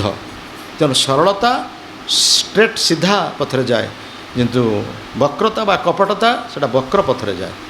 ତେଣୁ କପଟତାର ଆଦର ନାହିଁ, ସରଳତାର ଆଦର ଅଛି। ପତିତ ହେଇକି ତୁମେ ପତନ ହେଇଯାଅ, ସେଥିରେ ଉଦ୍ଧାର ହେବାର ବ୍ୟବସ୍ଥା ଅଛି, କିନ୍ତୁ କପଟ ହେଇକି ତୁମେ ଯଦି ସ୍ୱର୍ଗ ଲୋକକୁ ଯାଅ ସେଠି ତୁମର ଉଦ୍ଧାର ନାହିଁ। କେବଳ ସତ୍ୟ ଯୁଗରେ ହିଁ କପଟତାର ହେଇନି, ତ୍ରେତା ଯୁଗରେ ମଧ୍ୟ ଏଇ କପଟତା। ରାବଣ ଆସିଛି ଭିକ୍ଷା କରିବା ପାଇଁ, ଭିକ୍ଷା ନେବା ପାଇଁ ଆସିଛି। କେଉଁ ବେଶରେ ଆସିଛି? ସାଧୁ ବେଶରେ ଆସିଛି, କିନ୍ତୁ କପଟତା। ଏକୁ ଚୋରି କରି ନେଇଯିବ, ସୀତାଙ୍କୁ ଚୋରି କରି ନେଇଯିବ। ସେ ଯୁଗରେ ମଧ୍ୟ କପଟତା। ହଁ, ଆଉ ଦ୍ୱାପର ଯୁଗରେ ତ କପଟତାର ଶେଷ ସୀମାରେ ଯାଇଛନ୍ତି। ଶକୁନି ଇତ୍ୟାଦି, ଦୁର୍ଯ୍ୟୋଧନ ଇତ୍ୟାଦି କପଟତାର ଶେଷ ସୀମା। ତେଣୁ ସେମାନଙ୍କର କ'ଣ ହେଇଛି, ତାଙ୍କର ପରିଣତି କ'ଣ ହେଇଛି? ଯେତେ ତୁମର କପଟତା ଆଚରଣ କଲେ ମଧ୍ୟ ଭଗବାନଙ୍କର କପଟତାକୁ ତୁମେ କୌଣସି ପ୍ରକାର ଭାବରେ ତାଙ୍କଠାରୁ ବଳିପାରିବ ନାହିଁ। ଦ୍ୟୁତମ୍ ଛଳୟତାମ୍ ଅସ୍ମି ବୋଲି କୁହାଯାଇଛି। ତେଣୁ ସେଥିପାଇଁ ବିଶେଷ କରି ଯେଉଁମାନେ ବୈଷ୍ଣବ ମାନେ ଭଗବାନ ଚୈତନ୍ୟ ମହାପ୍ରଭୁ କହିଛନ୍ତି ଯେ ତୁମେ ପ୍ରକୃତ ପକ୍ଷେ ସରଳ ହୁଅ। ସରଳ ହେଲେ ହିଁ ତୁମକୁ ସାହାଯ୍ୟ କରିବେ, ଗୁରୁ ସାହାଯ୍ୟ କରିବେ, ଭଗବାନ ସାହାଯ୍ୟ କରିବେ, କିନ୍ତୁ କପଟ ହୁଅ ନା। କପଟତାର କୌଣସି ପ୍ରକାର ଆଦର ନାହିଁ। ତେଣୁ ଏହି ପ୍ରସଙ୍ଗରେ ଏଇଭଳି କଥା ଆସୁଛି। ତେଣୁ ସେଥିପାଇଁ ବିଶେଷ କରି ଯେଉଁମାନେ ବୈଷ୍ଣବ ସେମାନେ ଏଇ ସତ୍ୟବାଦୀ ହେବା ଉଚିତ। ଆଉ ତାପରେ ପୁଣି କୁହାଯାଇଛି କଳିଯୁଗରେ ଯେଉଁ ଆମେ କଥା କହିଲେ, କଳିଯୁଗରେ ଯେଉଁ world is age of cheaters and cheated. କଳି ଯେତେବେଳେ ଆସିଛି ସେତେବେଳେ ସିଏ ବି ମଧ୍ୟ ଏଇ ରୂପ ଧାରଣ କରିଛି। ଯେତେବେଳେ କଳି ଯୁଗ ପ୍ରବେଶ କରୁଛି ସେତେବେଳେ ପରୀକ୍ଷିତ ମହାରାଜ ରାଜତ୍ୱ କରୁଥିଲେ। ପରୀକ୍ଷିତ ମହାରାଜ ଦେଖୁଥିଲେ ପ୍ରଜାମାନଙ୍କ ମଧ୍ୟରେ କ'ଣ କେମିତି ଚାଲିଛି। ସେ ଯାଉଛନ୍ତି ପରିବ୍ରାଜନ କରିବା ପାଇଁ, ସେତେବେଳେ ଦେଖିଲେ ଗୋଟେ କ୍ଷତ୍ରିୟ ବେଶ ଧାରଣ କରିକି ସେ କ'ଣ କରୁଛି ନା ଗୋଟିଏ ଗାଈ ଏବଂ ଗୋଟେ ବୃଷଭକୁ ପ୍ରହାର କରୁଛି। ସେମାନେ ପୁଣି ଅସୁସ୍ଥ, ସେମାନଙ୍କ ତିନିଟା ଗୋଡ଼ ପୁଣି ଭାଙ୍ଗି ଯାଇଛି, ତାଙ୍କୁ ସେମାନେ ଗୋଟେ କ୍ଷତ୍ରିୟ ବେଶ ପୋଷାକ ଧାରଣ କରିକି ସେ ତାଙ୍କୁ ପ୍ରହାର କରୁଛି। ତେଣୁ ଇଏ ପରୀକ୍ଷିତ ମହାରାଜ ରାଗିଗଲେ, କ୍ରୋଧିତ ହୋଇଗଲେ, କହିଲେ କ୍ଷତ୍ରିୟ ହେଇକି କ୍ଷତ୍ରିୟ ଯିଏ ସିଏ କ'ଣ କରେ, ତାର କାର୍ଯ୍ୟ କ'ଣ? ସିଏ ହେଉଛି ସୁରକ୍ଷା ଦେବା କଥା, ଗାଭୀକୁ ସୁରକ୍ଷା ଦେବା କଥା, ବ୍ରାହ୍ମଣକୁ ସୁରକ୍ଷା ଦେବା କଥା, କିନ୍ତୁ ଗାଭୀକୁ ସୁରକ୍ଷା ଦେବା ପରିବର୍ତ୍ତେ ପ୍ରହାର କରୁଛି। ତେଣୁ ସେ ତାଙ୍କର ଖଡ଼ଗ ଉତ୍ତୋଳନ କରିକି ପରୀକ୍ଷିତ ମହାରାଜକୁ ମାରିବାକୁ, ପରୀକ୍ଷିତ ମହାରାଜ ସେଇ କ୍ଷତ୍ରିୟକୁ ମାରିବାକୁ ଉଦ୍ୟତ ଦେଲେ। କିନ୍ତୁ ପ୍ରକୃତ ପକ୍ଷେ ସେ କ୍ଷତ୍ରିୟ ନୁହଁ, ସିଏ ହେଉଛି କଳି। ସେ ତାର ପୋଷାକ ପକାଇଦେଲା ଦେଖିଲା ବେଳକୁ ପୁରା ବ୍ଲାକ୍, ଆଉ ସେ ହେଉଛି ଶୂଦ୍ର। ବାହାରକୁ ଜଣାପଡ଼ୁଛି ସେ କ୍ଷତ୍ରିୟ, କିନ୍ତୁ ସେ ହେଉଛି ଶୂଦ୍ର। ତେଣୁ ସାଙ୍ଗେ ସାଙ୍ଗେ ସେ ପରୀକ୍ଷିତ ମହାରାଜଙ୍କ ପାଦ ତଳେ ପଡ଼ିଗଲା। କାରଣ ମୁଁ ଆପଣଙ୍କ ଶରଣାପନ୍ନ ହେଲି, ମୋତେ ଆପଣ ଆଶ୍ରୟ ଦିଅନ୍ତୁ। ଦେଖନ୍ତୁ ସେ ଆସିଛି ଭଦ୍ର ବେଶରେ, କିନ୍ତୁ ଅଭଦ୍ରତାର ଶେଷ, ଯାହା କୁହାଯାଏ ମହାକାଳ ଫଳ। ମହାକାଳ ଫଳଟା କେମିତି ଦେଖିବା ପାଇଁ? ଲାଲ ଦେଖାଉଥିବ ବାହାରକୁ, ଅତି ସୁନ୍ଦର, କିନ୍ତୁ ତା ଭାଙ୍ଗି ଦିଅ ତାର କ'ଣ ପଛପଟେ ଦେଖାଅ କଳା ଅଙ୍ଗାର। ଠିକ୍ ସେଇଭଳି ଏ କଳି ଯୁଗ ହେଉଛି ସେଇଆ। ନିଜର ଦୃଷ୍ଟତାକୁ ଆଚ୍ଛାଦନ କରିବା ପାଇଁ ଯଦି ତୁମେ ଭଦ୍ର ହୁଅ ତାହେଲେ ବେଶ୍ୟାମାନେ ସବୁଠାରୁ ଭଦ୍ର ବୋଲି ବିବେଚିତ ହେବେ। ବେଶ୍ୟାମାନେ ସବୁଠାରୁ ଭଦ୍ର ବୋଲି, କାରଣ ବେଶ୍ୟାମାନେ ସବୁଠାରୁ ନିଜର ପୋଷାକ ସବୁ ପରିବର୍ତ୍ତନ କରନ୍ତି। ସଭ୍ୟତାଟା ଭଦ୍ରତା ନୁହେଁ, ମାନେ ବେଶ ଆଚ୍ଛାଦନ କରିକି ଆମେ ସଭ୍ୟ ହୋଇପାରିବାନି। ସରଳତା, ସ୍ପଷ୍ଟବାଦିତା, ଇଏ ହେଉଛି ସଭ୍ୟତା ଆମର, ଇଏ ହେଉଛି ଉତ୍ତମ ଗୁଣ। ତେଣୁ ସେଥିପାଇଁ କଳି ଯେତେବେଳେ ଏଭଳି ଶରଣାପନ୍ନ ହେଲା, ସେତେବେଳେ ପରୀକ୍ଷିତ ମହାରାଜ କହିଲେ କ'ଣ କେଉଁଠି ତୁମେ ଆଶ୍ରୟ ନେବ? କାରଣ ରାଜା ହିସାବରେ ମୁଁ ତୁମକୁ ଆଶ୍ରୟ ଦେବି, କିନ୍ତୁ କେଉଁଥିରେ ଆଶ୍ରୟ ନେବ? ନା ମୋର ଦରକାର 4ଟା ଆଶ୍ରୟ, ମୋର 4ଟି ସ୍ଥାନ ଦରକାର। ନା ଦ୍ୟୁତମ ଓ ପାନମ ସ୍ତ୍ରୀୟ ସୁନା, ମୋର ଏଇ 4ଟା ସ୍ଥାନରେ ଆଶ୍ରୟ ଦରକାର। ଦ୍ୟୁତ କହିଲେ ପୋଷାକ ଖେଳ ଯେଉଁଠି ହେଉଥିବ ସେଠାରେ ମୁଁ ଆଶ୍ରୟ ନେବି, ଯେଉଁଠି ନିଶାପାନ ହେଉଥିବ, ଧୂମ୍ରପାନ ହେଉଥିବ, ମୁଁ ସେଠାରେ ଆଶ୍ରୟ ନେବି। ଆଉ ଗୋଟେ ଅବୈଧ ସ୍ତ୍ରୀ ସଙ୍ଗ ହେଉଥିବ, ମୁଁ ସେଠି ଆଶ୍ରୟ ନେବି। ଯେଉଁଠି ନିରୀହ ପଶୁପକ୍ଷୀମାନଙ୍କୁ ହତ୍ୟା ହେଉଥିବ, ମୁଁ ସେଇଠାରେ ଆଶ୍ରୟ ନେବି। ପରୀକ୍ଷିତ ମହାରାଜ କହିଲେ ମୋର ରାଜ୍ୟରେ ଏ ସ୍ଥାନ ନାହିଁ, ମୋ ରାଜ୍ୟରେ ଏ ସ୍ଥାନ ନାହିଁ, ମୁଁ ତୁମକୁ ସେ ଆଶ୍ରୟ ଦେଇପାରିବି ନାହିଁ। କଳି ଚତୁର, ସେ ଆହୁରି କପଟି। ଯେତେ ତୁମେ ସରଳତା ଆଚରଣ କଲେ ମଧ୍ୟ କପଟତା, ଯାହା କୁହାଯାଏ ତୁମେ ଯେ ପତ୍ରପତ୍ରେ ଯିବେ, ନା ଡାଳେ ଡାଳେ ଗଲେ ସେ ପତ୍ରପତ୍ରେ ଯିବେ, ପତ୍ରପତ୍ରେ ଗଲେ ଶିରାରେ ସେମାନେ ଯିବେ। ତେଣୁ ଯେତେବେଳେ କଳି ଦେଖିଲା ଯେ ମୋତେ ଏଇ ଆଶ୍ରୟ ଦେଉନାହାନ୍ତି, ସେ କହିଲେ ଠିକ୍ ଅଛି, ଆପଣଙ୍କ ରାଜ୍ୟରେ 4ଟି ସ୍ଥାନ ନାହିଁ, ତାହେଲେ ଆଉ ଗୋଟିଏ ସ୍ଥାନ ଆପଣ ମୋତେ ଦିଅନ୍ତୁ। କେଉଁ ସ୍ଥାନ? ଜାତ ବେଦ, ସ୍ୱର୍ଣ୍ଣ, ଗୋଲ୍ଡ ସ୍ୱର୍ଣ୍ଣରେ ମୋତେ ରହିବାକୁ ଦିଅନ୍ତୁ। ତେଣୁ ସ୍ୱର୍ଣ୍ଣ ତ ପ୍ରଚୁର ପରିମାଣରେ ଅଛି ସେ ସମୟରେ। ଆଉ ବର୍ତ୍ତମାନ ତ ସ୍ୱର୍ଣ୍ଣ ତ କଳିଯୁଗରେ ମଧ୍ୟ ଲୋକମାନଙ୍କର କହୁଛି ଅଭାବ, କିନ୍ତୁ ଧନତେରସରେ ଲୋକ ଯାଇକି ଭିଡ଼ ହେଇକି ଯାଇକି ସୁନା ଦୋକାନରୁ ସୁନା କିଣୁଛନ୍ତି। ଆଉ ଗୋଟେ କ'ଣ ଏବେ ଗଲା ପରେ କ'ଣ ଗୋଟେ ସୁନା କିଣିବା ଅକ୍ଷି ତୃତୀୟା, ଅକ୍ଷି ତୃତୀୟାରେ ସୁନା ଯେଉଁମାନେ କିଣିବେ ସେମାନେ ହେଉଛନ୍ତି ବହୁତ ଭାଗ୍ୟବାନ। ତେଣୁ ସେମାନେ ତ ଭିଡ଼ ନେଇକି ଯାଇକି କିଣୁଛନ୍ତି, ଦୋକାନ ଭାଙ୍ଗି ଦେଉଛନ୍ତି ସୁନା କିଣିବା ପାଇଁ। କୁଇଣ୍ଟାଲ କୁଇଣ୍ଟାଲ ସୁନା ବିକ୍ରି ହେଉଛି। ଆଉ ଲୋକମାନଙ୍କର ପଇସା କ'ଣ ନାହିଁ କଳି ଯୁଗରେ। ଆଉ ସେତେବେଳେ ସେ ଯୁଗରେ ଦ୍ୱାପର ଯୁଗର ଶେଷ, କଳି ଯୁଗର ଆରମ୍ଭ, ସେତେବେଳେ ତ ସୁନା ପ୍ରଚୁର ପରିମାଣରେ। ତେଣୁ ସେତେବେଳେ ପରୀକ୍ଷିତ ମହାରାଜ କହିଲେ ଠିକ୍ ଅଛି, ଆମେ ସେଇଥିରେ ତୁମକୁ ଆଶ୍ରୟ ଦେବୁ। ଆଉ ସେଇ ସୁଯୋଗ ଖୋଜୁଥିଲା କଳି ସୁଯୋଗ ଖୋଜୁଥିଲା, ଯଦି ମୁଁ ପରୀକ୍ଷିତ ମହାରାଜକୁ ମାରିବି ତାହେଲେ ମୁଁ ଆଶ୍ରୟ ପାଇବି ଏଠି। ପରୀକ୍ଷିତ ମହାରାଜ ଥିବା ପର୍ଯ୍ୟନ୍ତ କୌଣସି ପ୍ରକାର ସେ ଆଶ୍ରିତ ବା ଆଶ୍ରୟ ନେଇପାରିବ ନାହିଁ। ତେଣୁ ସିଏ ଏଇ ସ୍ୱର୍ଣ୍ଣ ମାଧ୍ୟମରେ ସେ ପ୍ରବେଶ କଲା କେଉଁଠି? ପ୍ରଥମେ ପ୍ରବେଶ କଲା ବ୍ରାହ୍ମଣ ମଧ୍ୟରେ। ସେ ଯେଉଁ ସୌନକ ନାଇଁ କ'ଣ, ଯେଉଁ ଆମର ଶୃଙ୍ଗୀ, ସମୀକଙ୍କର ପୁତ୍ର ଶୃଙ୍ଗୀଙ୍କ ଭିତରେ ପ୍ରବେଶ କଲା। ତେଣୁ ଶୃଙ୍ଗୀ ଭିତରେ ପ୍ରବେଶ କଲା, ଯେଉଁଥିପାଇଁ ବ୍ରାହ୍ମଣ ପୁତ୍ର କିଛି ନ ଜାଣିକି ମଧ୍ୟ ସାଙ୍ଗେ ସାଙ୍ଗେ ଅଭିଶାପ ଦେଇଦେଲେ। ଯେତେବେଳେ ଶୁଣିଲେ ତାଙ୍କ ପିତାଙ୍କ ସ୍କନ୍ଧରେ ଗୋଟେ ମଲା ସାପ ପକାଇ ଦେଇଛନ୍ତି କିଏ ଜଣେ ରାଜା, ଯେତେବେଳେ କିଛି ନ ଜାଣି ନ ଶୁଣି ସେ ମଲା ସାପ କି ବଞ୍ଚିଲା ସାପ କ'ଣ ସାପଟା ପକାଇଛନ୍ତି, ମାନେ ସେ ତ ମରିଯାଇଥିବ, ପିତା ଆମର ମୃତ୍ୟୁବରଣ କରୁଥିବେ। ତେଣୁ ସାଙ୍ଗେ ସାଙ୍ଗେ ଅଭିଶାପ ଦେଇଥିଲେ, ଯିଏ ମୋ ପିତାଙ୍କ ବେକରେ ପକାଇଛନ୍ତି, ସାପ ପକାଇଛନ୍ତି, ସିଏ ଆଜିଠାରୁ 7 ଦିନ ଭିତରେ ସର୍ପ ଦଂଶନରେ ମୃତ୍ୟୁବରଣ କରିବେ। ତେଣୁ ବ୍ରାହ୍ମଣ ଭିତରେ ପ୍ରବେଶ କଲେ। ପ୍ରଥମେ ପରୀକ୍ଷିତ ମହାରାଜଙ୍କ ଭିତରେ କଳି ପ୍ରବେଶ କଲା ଏବଂ କପଟତା ବ୍ରାହ୍ମଣ ଭିତରେ। ଯେଉଁ ପରୀକ୍ଷିତ ମହାରାଜ ଏତେ ଉଦାର, ଏତେ ଦୟାଳୁ, ସେ କେମିତି ଯେ ଆଶ୍ରମରେ ପହଞ୍ଚିଲା ପରେ ଏତେ କ୍ରୁଦ୍ଧ କେମିତି ହେଇଗଲେ? ସେ ତେଣୁ କଳିଟା ପ୍ରବେଶ କରିଛି। କଳି ଏଇଭଳି ଭାବରେ ପ୍ରବେଶ କରିଛି। ପ୍ରଥମେ କଳି ଏଇଭଳି ଭାବରେ ପ୍ରଥମେ ରାଜାଙ୍କ ଭିତରେ ପ୍ରବେଶ କରିଛି, ତାପରେ ସେ ବ୍ରାହ୍ମଣ ପୁତ୍ର ଭିତରେ ପ୍ରବେଶ କରିଛି। ରାଜା କ୍ରୁଦ୍ଧ ହୋଇଛନ୍ତି ବ୍ରାହ୍ମଣ ଏଇ ଋଷିଙ୍କ ପ୍ରତି। ଋଷି ଯେତେବେଳେ ତାଙ୍କୁ ଜଳଦାନ କରିନାହାନ୍ତି, ସେତେବେଳେ ଋଷିଙ୍କ ଉପରେ କ୍ରୁଦ୍ଧ ହୋଇକି ଗୋଟେ ସର୍ପ ଆଣିକି ତାଙ୍କ ମସ୍ତକରେ ପକାଇଛନ୍ତି। ନହେଲେ ସେ ରାଜା କ'ଣ ଏଭଳି ଅଧାର୍ମିକ ଥିଲେ ନା ଏଭଳି କ୍ରୋଧୀ ଥିଲେ? କିନ୍ତୁ କଳି ପ୍ରବେଶ କରିଛି। କଳି ପ୍ରବେଶ କରିକି 2ଟା ଭିତରେ ପ୍ରବେଶ କରି ପ୍ରଥମେ ପରୀକ୍ଷିତ ମହାରାଜଙ୍କୁ ମାରିଲା। ତେଣୁ ବର୍ତ୍ତମାନ କଳିର ଆଶ୍ରୟ, କପଟତାର ଆଶ୍ରୟ। ତେଣୁ ବିଶେଷ କରି ଭକ୍ତମାନଙ୍କୁ ଏହି ଶିକ୍ଷା ଦିଆଯାଉଛି ଯେ ପ୍ରକୃତ ପକ୍ଷେ ଆମ ଭିତରେ ଯଦି କୌଣସି ପ୍ରକାର ଅଛି, କିଛି ଭୁଲ ଦୋଷ ତ୍ରୁଟି ଅଛି, ସମସ୍ତଙ୍କର ଆମ ଦୋଷ ତ୍ରୁଟି, ସେ ଦୋଷ ତ୍ରୁଟି ଆମେ ସ୍ୱୀକାର କରିବା ଦରକାର। ସେ ଦୋଷ ତ୍ରୁଟିକୁ ଲୁଚେଇ ରଖିବା ପାଇଁ ଆମକୁ ବହୁତ ମିଛ କଥା କହିବା ପାଇଁ ପଡ଼ିବ। ଗୋଟିଏ ସତ୍ୟକୁ ଲୁଚାଇବା ପାଇଁ ଆମକୁ 1000 ମିଛ କଥା କହିବା ପାଇଁ ପଡ଼ିବ। କାହିଁକି ଆମେ 1000 ମିଛ କଥାର ଆଶ୍ରୟ ନେବା? ତେଣୁ ବୈଷ୍ଣବମାନେ ସ୍ପଷ୍ଟବାଦୀ ହେବା ଉଚିତ। ସରଳତା ହିଁ ବୈଷ୍ଣବତା। ସରଳତା, ଶିଶୁ ସୁଲଭ ସରଳତା। ପଶୁପକ୍ଷୀ ଜୀବନ ଜନ୍ମରେ ବରଂ ରହିବା ଭଲ, କିନ୍ତୁ ବୈଷ୍ଣବ ହୋଇକି କୌଣସି ପ୍ରକାର କପଟତା ଆଚରଣ। ଏହି ପ୍ରସଙ୍ଗରେ ଗୋଟେ ଗପଟି କୁହାଯାଏ। ରାମ ଆଉ ଶ୍ୟାମ 2 ବନ୍ଧୁ ଥିଲେ। ରାମ ହେଉଛି ଭକ୍ତ, ଶ୍ୟାମ ଟିକେ ଅଲଗା ପ୍ରକାର, ତାର ଅପୋଜିଟ୍। ତେଣୁ ରାମ ଚାହୁଁଥିଲା ଶ୍ୟାମକୁ କୌଣସି ପ୍ରକାର ଭକ୍ତି ମାର୍ଗକୁ ଆଣିବା ପାଇଁ, କିନ୍ତୁ ଶ୍ୟାମ ତ ତାର କୁସଙ୍ଗରେ ରହିଛି। ତାସ ଖେଳ, ପଶା ଖେଳ, ପାଲି ଖେଳ, ମଦ୍ୟପାନ ଏସବୁରେ ତାର ବ୍ୟସ୍ତ। ତେଣୁ ରାମ କୌଣସି ପ୍ରକାର ସେ ତା ସାଙ୍ଗକୁ ପରିବର୍ତ୍ତନ କରିପାରୁନାହିଁ।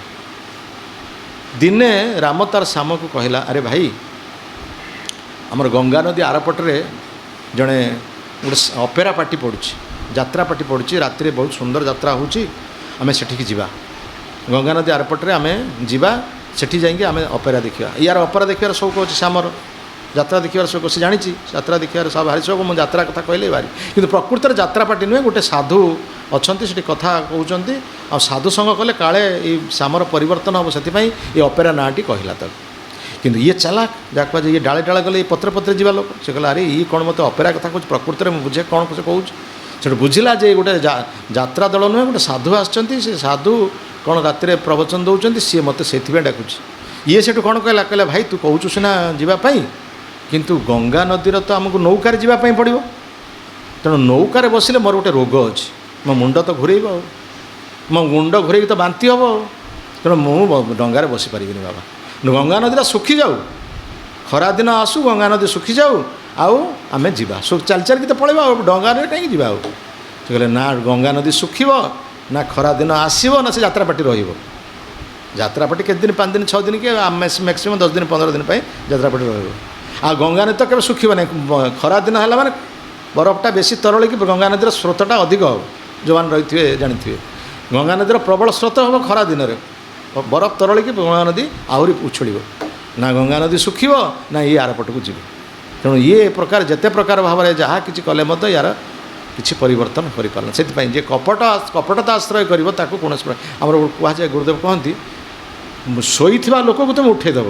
ଯେ ଶୋଇଛି ତାକୁ ଉଠେଇଲେ, ଡାକିଲେ, ଶବ୍ଦ କଲେ ସେ ଉଠିବ, କିନ୍ତୁ ଯେ ଚେଇଁକି ଶୋଇବ ତାକୁ କିଏ ଉଠେଇ ପାରିବ?